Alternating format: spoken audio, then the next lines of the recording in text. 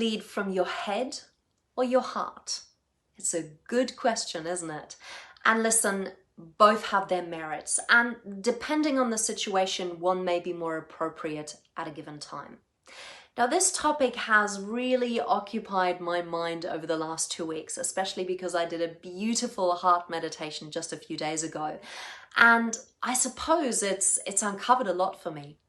Now, in my work as a consultant and an executive coach, I find that my clients tend to gravitate towards leading from the head. And admittedly, that's probably also my default. However, one aspect of my work is helping leaders appreciate the advantages of leading from the heart and being able to align the two. Ideally, our head and heart should work together. According to the Harvard Business Review, one of the biggest advantages of leading from the heart is that we're able to cultivate trust. And trust has always been the glue for any successful team or organization. Now, right now, with so much economic uncertainty, trust is vital in a time of constant change and disruption.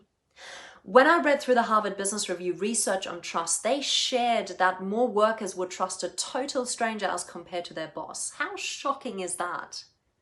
Now, closely related to trust is the idea of psychological safety. And psychological safety means that people feel comfortable giving candid feedback, taking chances, admitting mistakes, and learning from each other.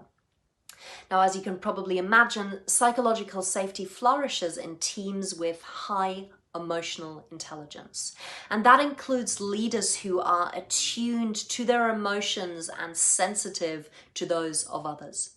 So for a long time, and you probably know this, emotional intelligence was sometimes dismissed as a soft skill, but companies like Google have openly shared that what distinguishes its best teams are the emotional skills that contribute to psychological safety.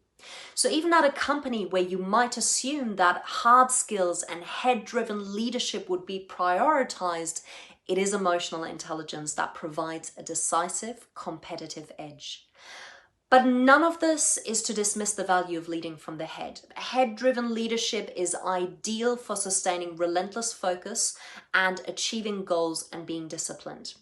There was a really great study by Jack Zenger and Joseph Folkman who revealed how these two leadership styles contribute to employee engagement. So leaders who are primarily drivers, i.e. they're focused on tasks and standards of excellence, or enhancers, i.e. they're more orientated to developing others and building trust, are unlikely to create high levels of engagement in their employees if they are not also adept at developing the other leadership style. 68% of employees working for leaders they rated as effective in both styles scored in the top 10% in overall satisfaction and engagement. So leaders who blend the two styles are by far the most effective. They can set ambitious goals and enforce high standards while at the same time they're able to build teams and cultivate a strong workplace culture where all employees can thrive. Heart and head-driven leadership work best as a partnership. For many years, the head and heart lived on opposite sides of the coin. They're probably engaged in a perpetual tug of war. Now, the concept of emotional intelligence broke that down. We can be smart with our emotions, and we can also be kind and compassionate with our thinking.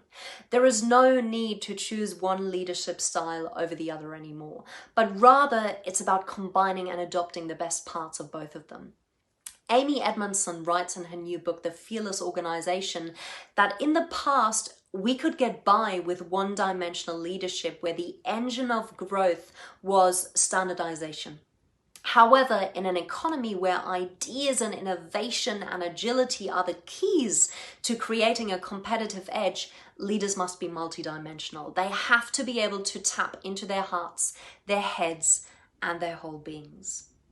Now, if you're finding my videos of value, I've just put together an exclusive video training. It's for free, so if you want to keep learning and if you'd like to have access to bite-sized content in the form of videos, then click on the link in my post.